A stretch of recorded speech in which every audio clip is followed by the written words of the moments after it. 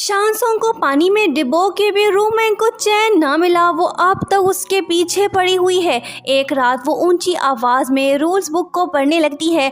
आवाज़ इतनी तेज़ कि नीचे वाले रूम में मौजूद शानसोंग डिस्टर्ब होने लगता है। उससे पढ़ा नहीं जा रहा। वो उसकी बकवास सुनने पे मजबूर है। ये सिलसिला यूं ही चलता रहता है। शानसोंग और उसके फ्रेंड्स तो अब सो भी नहीं पा रहे। वो कहते हैं कि क्या ये लड़की पूरी रात ऐसे ही बिताएगी, ये थक क्यों नहीं जाती।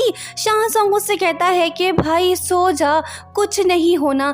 जब मैंने इस लड़की को पहली बार देखा तब से मैंने डिसाइड किया कि इसे इग्नोर करना ही सही रहेगा। अब सो जा, उसे पढ़ने दे। सोने की कोशिश जारी है। तड़प तड़प के शानसोंग तो सो जाता है, पर उसके फ्रेंड्स उसके जैसे नहीं हैं। उनकी तो नींद हराम हो गई है।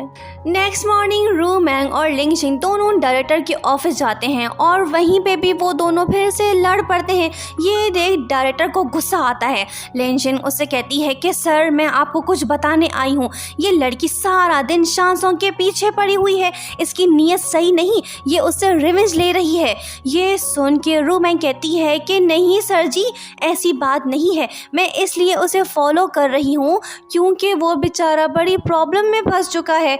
डायरेक्टर कहता है कि क्या हो गया है उसे। वो कहती है कि सर जी, उसका ना किसी लड़की के साथ चक्कर चल रहा है।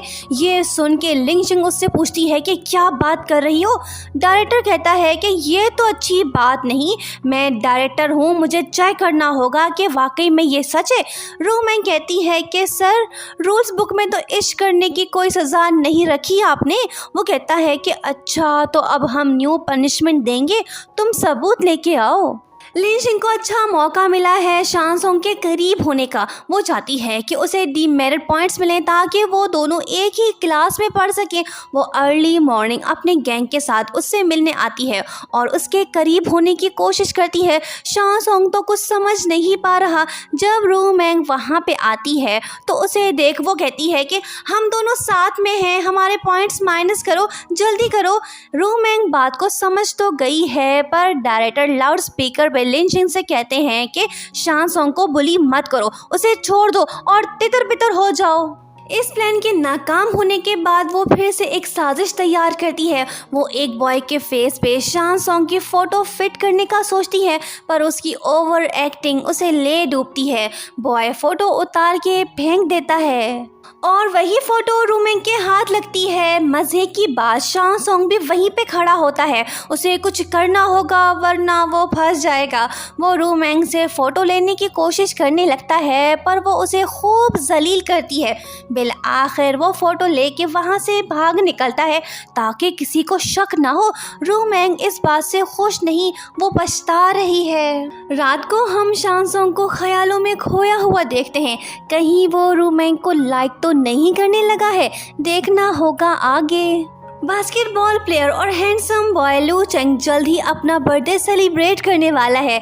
जब ये बात रू मैंग को पता चलती है तो वो उसे गिफ्ट देने का सोचती है। इसी वजह से वो एक क्लासमेट बॉय से एडवाइस मांगती है। वो कहता है कि उसे पैसे ही दे दो, क्या पता उस गरीब के काम आ जाए। हाय हाय, क्या एडवाइस दी है। शानसोंग तो सब कुछ सुन के भी चुप है। उसके बाद हम देखते हैं कि जब रू मैंग और लू चेंग आपस में बातें कर रहे होते हैं कि उन दोनों को खुश देख शाओशू जेलस फील करती है।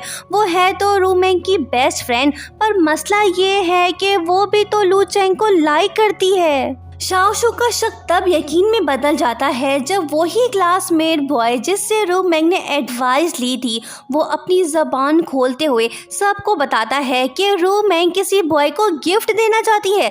ये बात सुनते ही शानसोंग उसका मुंह बंद करके उसे क्लास से बाहर ले जाता है, पर शाओशू तो अब और भी ज़्यादा जेलस हो गई है। उसके बाद स्कूल फोरम में यही न्यूज़ फैल जाती है। सभी स्टूडेंट्स रू मैंग के बारे में तरह तरह की बातें करने लगे हैं।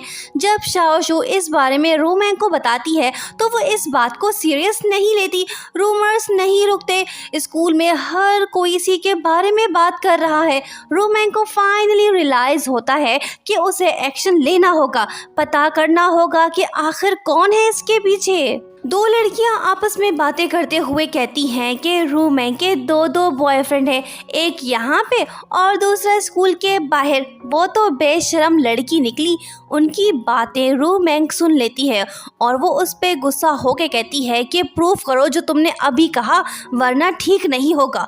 लड़कियां भाग जाती हैं। रूमैंग को यकीन होने लगा है कि ये ज़रूर लिंग शिंग की हरकत है। वो उसे बदनाम करने में लगी हुई है। दोनों फिर से उलझ पड़ते हैं, पर एट दी एंड रूमैंग समझ आती है कि ये लिंग शिंग ने नहीं किया, कोई और है। बेचारी फिर से मुश्किल में फंस चुकी है। इस बार तो उसकी इज्जत पे हमला हो गया है। उसे सच पता करना होगा। वो क्लासमेट बॉय के पास जाके उसे कहती है कि तुम ही मेरे अगेंस्ट बातें कर रहे हो ना, तुम बड़े बेशरम हो। मैंने सिर्फ तुमसे एडवाइस ली थी, पर तुमने तो सारे जहां को बता डाला। तुम कैसे इंसान हो। वो कहता है कि मैंने कुछ नहीं किया, कोई और है जो इंटरनेट पे स्टोरीज लिख रहा है। शानसोंग कहने लगता है कि मैं चाहता हूँ इस बारे में सबको पता चले, तुम्हारे काम ही ऐसे हैं। वो कहती है कि चुप करो, हेल्प नहीं कर सकते तो कम से कम बकवास तो मत करो। क्या रूमैंग उस पर्सन को ढूंढ पाएगी? नेक्स्ट बार देखना मत भूलिएगा।